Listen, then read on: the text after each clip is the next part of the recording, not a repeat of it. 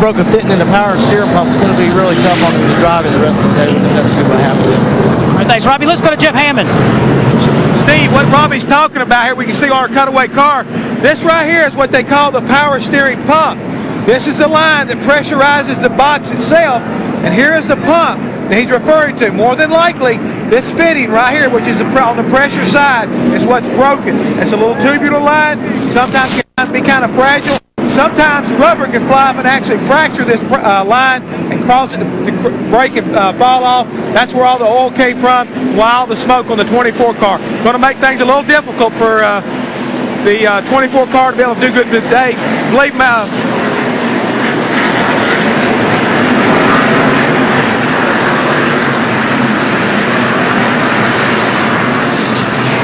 Chris Woodward is the engine tuner for Tony Stewart. And Woody, what happened on that pit stop? Well, he stalled it coming in, and when he went to start, the starter laid down on him, so it wouldn't even turn over, so we had to push it. Well, they've also told Tony to try to keep the RPMs up a little more on his next pit stop to try to keep the car from stalling again. Ward Burton, who was running 14th before the caution flag. The 13 cars in front of him pitted, and here we go. Gosh, seems like it's been forever since we did any racing. But he got that track position, but he has 35 laps on his tires. Look, Jimmy Spencer carries him all the way up there trying to get one of those laps back. Well, Jimmy got one back there on the last caution, and he's out front again to get another one back.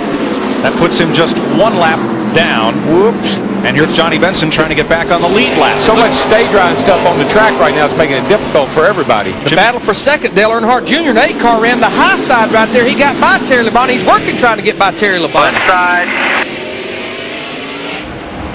Jimmy Johnson, third place point man. The rookie makes a stop. Looks like it broke the rear end. Oh, another rear end. Oh, Spencer loose. Yeah, he's having a tough time. He's not going to be able to hang on to that lap. And Benson's going to get a little insurance. He's back on the lead lap while Labonte works underneath for the lead. Here comes Terry. He's going to lead this time. And Ward Burton, I don't think, had him moved up in front of Dale Earnhardt Jr. His car was working good on the high side, but Ward Burton moved right up in front of him. Labonte and Craven. We didn't lead that one, but he's getting closer. He's going to lead this one. Well, I don't know. Spencer could be a problem for him.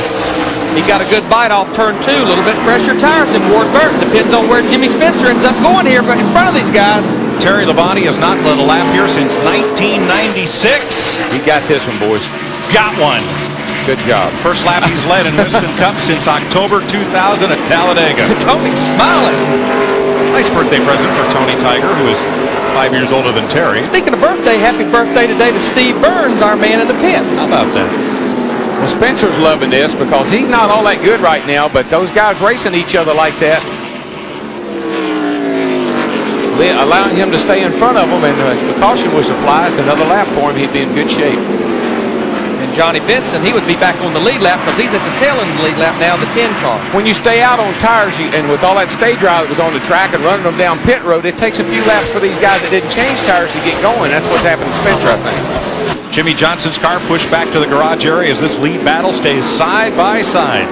But Larry, I can't believe that Spencer's running as good as he is, because man, he smacked that fence down there earlier when he let that left front go or left rear go down. I would say he is manhandling that race car, and he can do it.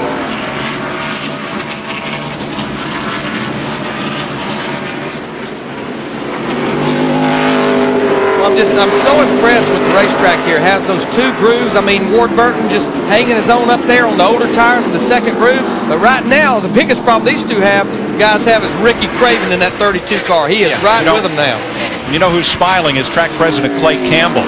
Somebody in Texas said that, well, maybe Martinsville wasn't a fit site for Winston Cup racing anymore. Right here, anybody who's watching this will disagree. What a great place for side-by-side racing. Well, it is, and what the problem is for Terry, he needs to be able to, right here, now watch, he needs to get up in front of Ward. Now he'll drive off and leave him because he can use the whole racetrack. When you're pinched down like that by the car on the outside, can't get back in the throttle quick enough. Ward's going to pay a big price here, because here comes Ricky Craven. Dale Jr.'s taking a look. For more on Terry Labonte, Dick Berggren. Well, there's really 8 announcers on this broadcast. At least that's what folks are hearing at home. But I'm listening to brother Bobby Labonte, and there's actually 9. Because a couple of moments ago, he came on his radio and said, "Go, Terry, go!" announcing the race and cheering brother Terry Labonte on, who's having a terrific run here this afternoon. I don't think there's a person in the grandstands or a competitor that would like to see Terry Labonte win a race. Jim Long, his new crew chief this year, they've come together so well building those new race cars. And you saw the teamwork. You saw those guys cheer when they beat everybody off pit road. And his last 3 finishes have shown the way that that team has come along and improved this season. It takes us a little bit of time, not a whole lot. Oh, Frank Kimmel, 26 car. He's up against that outside wall hard. No caution. Just bounced off, kept going. I think these cars, you drive them in real hard into the corner sometime with all that brake on there, you lock up that right front and slide up into the fence. And right now, probably a big problem he's got is he picked up all that trash on those hot tires when he was all the way up against the wall. Rubber just stacks up there. The hot tires picks all that up. 10th place battle right here. Sterling Marlin trying to get past Tony Stewart has just gotten past Sterling Marlin. Matt Kenseth, they're the 2-point leaders, still running nose to tail. Marlin and Kenseth right now in 11th and 12th.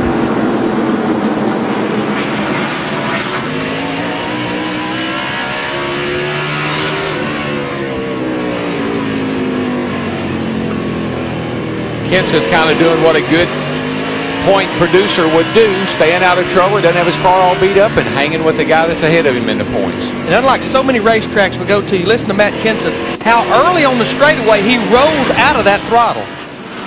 That's his part of saving those brakes. And here he goes up the hill. Somebody got into him, I think. Looks like the 23 Hut Strickland. Yeah, sent him up the hill and bam. You know, give Hut Strickland a call. He's a lead lap car, running at 21st spot, and oh my goodness, what's come out of the grandstand? You know, there's not a beach in a couple of 100 miles from here. This ain't no beach party, I can tell you. No. Now, I don't know who thought that, but if that beach ball stays out there long, it's going to have a short life. Yeah, it's in turn 2. It's about to become Flat Stanley. what was that ball that Dale Jr. had in his car with him for a while? Oh, Wilson, the volleyball. Wilson. That's not Wilson. That's son of Wilson. Ward Burton, that 22 car, I think he's really paying the price of those older tires. I know we've had cars out there, hey, we got a battle for the lead, guys. Going off into turn 3. Ricky Craven, Dale Earnhardt Jr. trying to stay on that rear bumper. They got Terry Labonte kicked up to the high side. And you see how that car on the inside, it just forces that car on the outside. If you go in there real hard like Ricky did, you're going to force that guy up. And look at his team. Are they excited? Clear, corner, clear, Carolina. And by the way, it was Michael Waltrip that ate the beach ball in the back straightaway. Is that who got it? Oh, yeah. This is the 7th Martinsville race that Ricky Craven has led, and it's the 3rd time this year that he's been in the lead. I think how Terry lost the lead was Jimmy Spencer winning the first turn down here. See that maybe here shortly. See if the lead changes first as Earnhardt Jr. goes after Craven. But Craven takes it deep into turn 1. His car's been working as good as anybody's up there in that second groove. You see Terry Labonte in that 5 car trying to stay latched on to Dale Earnhardt Jr. He opens that door, he wants to follow him through.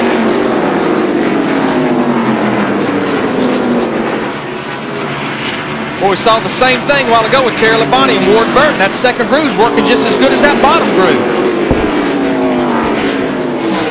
Maybe just a little bit of contact there. And we've documented it throughout the day. Ricky Craven's car is set up to run the high groove. He started well back in the field, 18th, and had to pass those cars at the start of the race on the outside, so that's where they set their car up to run. But when we talked to him Friday night, he didn't seem too concerned about qualifying 18th. He knew this race car was just as good as it was when he won here in October. All right, this was a while ago. Jimmy Spencer out there trying to get his lap back. Pulls down in front of Terry Labonte. Gets a little bit loose right there. Terry Labonte had to get out of it. Ricky Craven was able to stay in it, keep that momentum right here. See, you see Terry Labonte wiggling as well. Passes Terry Labonte, takes Dale Earnhardt Jr. with him. There are very few drivers here who can get up and run the outside, and the one who has been most successful at it today is the one that's in the lead, Newburgh, Maine's Ricky Craven, your leader at Martinsville as we close up on 300 laps.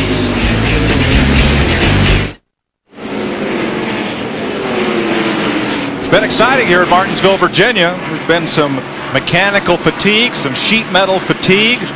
Might be a little driver fatigue before this one's over, but Ricky Craven, who started 18th and set his car up to run on the outside, has worked it well, and he's now worked it up to a 0.7 of a second lead over Dale Earnhardt Jr. And Darrell, here, 0.7 of a second is a lot. Oh, that's a great lift. I mean, he's out of clean air, the brakes, the engine, everything is functioning at their absolute best right now. But I tell you, Tony Stewart, in my opinion, he's probably just getting tired. He killed that engine leaving the pits there a while ago. That's a sign of getting tired, and now he's falling back in the grass with some of these other cars. It's hot back in there. It's hot out there today, boys, and this is one of the toughest races we run on the before it's getting hot and getting tired. He has fallen to 9th place. Bobby Hamilton outside pole sitter 10th. And Matt Kenseth, Mark Martin.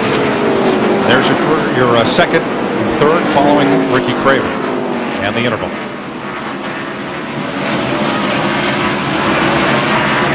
Interval is definitely growing on Terry Labonte, the third place car, the 5 car.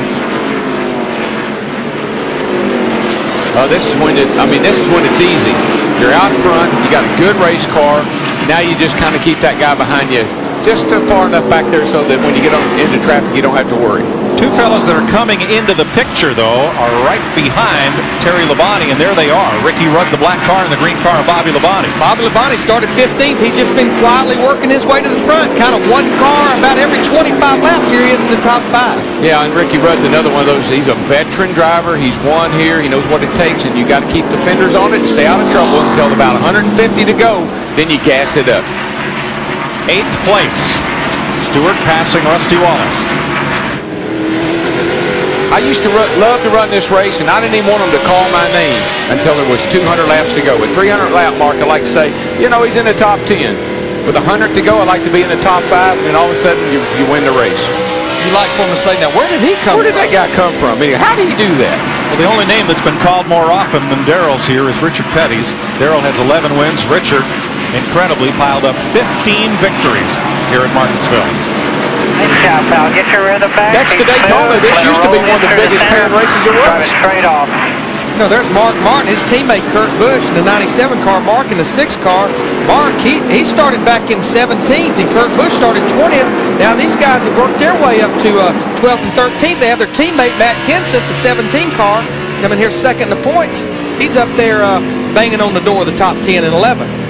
Mike, I'm just following up a little bit. This race used to pay $50,000 to win, and Daytona only paid like $100,000 to win. So this was a really big paying race all through the 70s, 80s, and early 90s. And this has always been a family racetrack as we watch the Roush family of drivers, 3 out of the 4. Jeff Burton back in 16. There's Jimmy Johnson back on track. H. Clay Earls and Bill France Sr. and a couple of partners built this track. And the Earls family, Clay Earls' grandson, Clay Campbell, now runs the Speedway. And it's still a nice little family racetrack to come to. You know, I want to talk about Ward Burton, Tommy Baldwin, his crew chief. They made that strategy to stay out. They definitely paid the price for a few positions. They fell back to about 6, and they've kind of settled in there. And this is a good run for Ward. He started back in 36, last car to get in on time. He gave up 4 or 5 positions by not pitting, but he's settled in there at 6th place right now. It's not easy for him either because he's working hard down in there. You see his hands flying all over the place, which is kind of what you do here. And I think what happened, Darrell, he had 25 laps on his tires. Those guys had fresh tires. They were good for a little bit. Then things kind of evened out a little bit after 4 or 5 got by. Let's get on down in there with him. Whoop, whoop, whoop, whoop. A couple of little whoop-de-doos off the turn 4.